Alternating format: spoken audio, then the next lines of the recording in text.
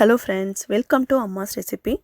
இன்னைக்கு நம்ம பார்க்க போகிறது whole wheat black forest cake. இந்த ஹெல்தியான பர்த்டே கேக்கை எப்படி பண்ணுறதுன்னு பார்க்கலாம். இதுக்கு நான் ஒரு பவுலில் 1.5 கப் கோதுமை மாவு, 1/2 கப் பவுடர் பண்ண சர்க்கரை, 1/3 கப் கொக்கோ பவுடர், 1/4 டீஸ்பூன் உப்பு, 1 டீஸ்பூன் பேக்கிங் பவுடர், 1/4 டீஸ்பூன் அளவுக்கு பேக்கிங் சோடா. இது எல்லாத்தையும் சேர்த்துட்டு நல்லா மிக்ஸ் பண்ணி எடுத்து வச்சுக்கலாம்.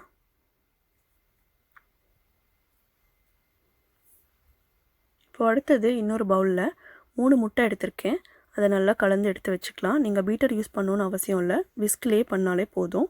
இப்போ இது கூட 1 டீஸ்பூன் வெனிலா எசன்ஸ், 1/2 கப் எண்ணெய்,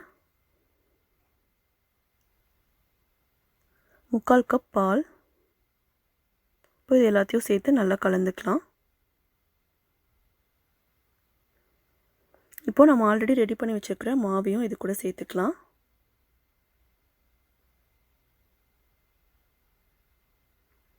கொஞ்சம் கொஞ்சமாக சேர்த்து கட்டி இல்லாமல் நல்லா கலந்துக்கலாம்.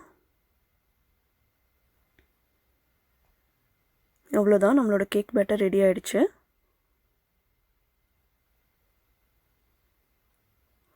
இப்போ இதை ஒரு 9 இன்ச் பேனில் விட்டு 350 டிகிரிக்கு 20 to 25 மினிட்ஸ் நம்ம பேக் பண்ண போகிறோம். இப்போ இது பேக் ஆகிட்டு இருக்க டைமில் நம்ம செரி சிரப் ரெடி பண்ணிக்கலாம். நம்ம கேண்டு செரி சிரப் யூஸ் பண்ண போகிறதில்ல, ஹெல்த்தியாக நம்ம வீட்டிலேயே பண்ண போகிறோம். ஸோ நான் இதுக்கு 1 கப் ஃப்ரெஷ் செரிஸ் எடுத்திருக்கேன். சீட்ஸ்லாம் எடுத்து வச்சுட்டேன். ஸோ இது கூட ஒரு 1/4 கப் சர்க்கரை சேர்த்துக்கலாம். 1 கப் தண்ணி சேர்த்துக்கிறேன்.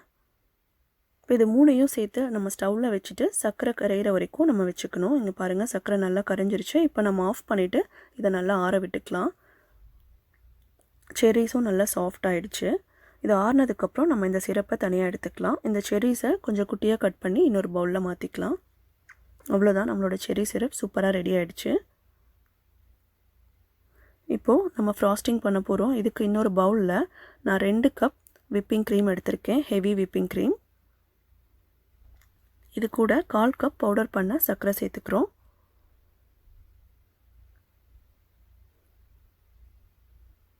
இது கூடவே நம்ம 1 டீஸ்பூன் வெனிலா எசன்ஸ் சேர்த்துக்கலாம். நான் ஆக்சுவலாக ஃபஸ்ட்டே ஆட் பண்ண மறந்துட்டேன். ஸோ நான் கொஞ்சம் நேரம் பீட் பண்ணிவிட்டு அதுக்கப்புறம் தான் ஆட் பண்ணியிருக்கேன். நீங்கள் சர்க்கரை சேர்க்கும் போதே நீங்கள் அதையும் சேர்த்துக்கலாம்.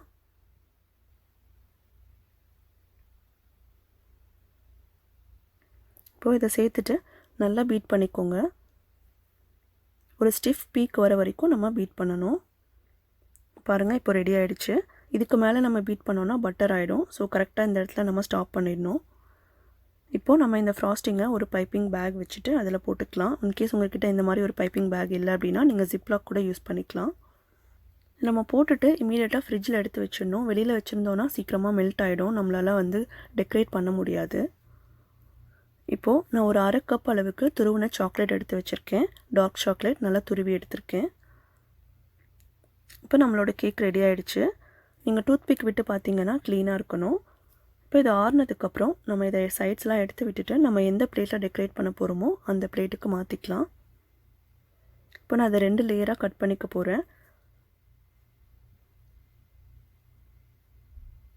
இப்போது மேலேயும் சமமாக கட் பண்ணிக்கலாம்.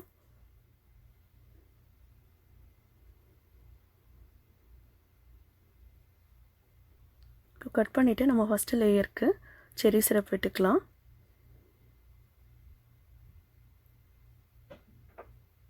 இது மேலே நம்ம இப்போது ரெடி பண்ணி வச்சுருக்க ஃப்ராஸ்டிங்கை சேர்த்துக்கலாம். உங்களுக்கு எந்த அளவுக்கு ஃப்ராஸ்டிங் வேணுமோ நீங்கள் அந்த அளவுக்கு சேர்த்துக்கலாம். இன்கேஸ் உங்களுக்கு ஃப்ராஸ்டிங் மெல்ட் ஆகிற மாதிரி இருந்தது அப்படின்னா கொஞ்சம் நேரம் ஃப்ரிட்ஜில் வச்சுட்டு அதுக்கப்புறம் நீங்கள் மறுபடியும் எடுத்து ரெடி பண்ணிக்கலாம். அதே மாதிரி கேக் கரெக்டாக ஆறி இருக்கணும். இப்போது ஃப்ராஸ்டிங் சேர்த்ததுக்கப்புறம் நம்ம கட் பண்ணி வச்சுருக்க செர்ரிஸையும் சேர்த்துக்கலாம். இப்போ இது மேலே நம்ம இன்னொரு லேயர் கேக் வச்சுக்கலாம்.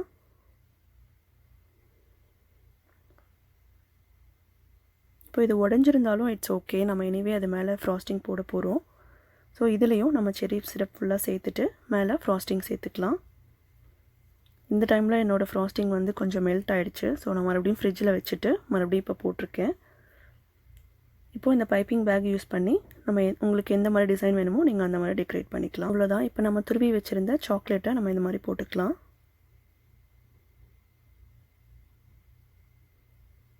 இது சைட்ஸ்லேயும் போட்டுக்கோங்க, அழகாக இருக்கும்.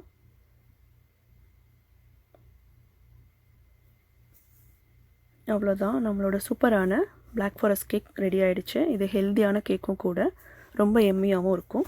நீங்களும் இதை ட்ரை பண்ணி பார்த்துட்டு எப்படி இருந்ததுன்னு கமெண்ட்ஸில் சொல்லுங்கள். உங்களுக்கு இந்த ரெசிபி பிடிச்சிருந்ததுன்னா அம்மாஸ் ரெசிபிக்கு சப்ஸ்கிரைப் பண்ணுங்கள். தேங்க்ஸ் ஃபார் வாட்சிங்.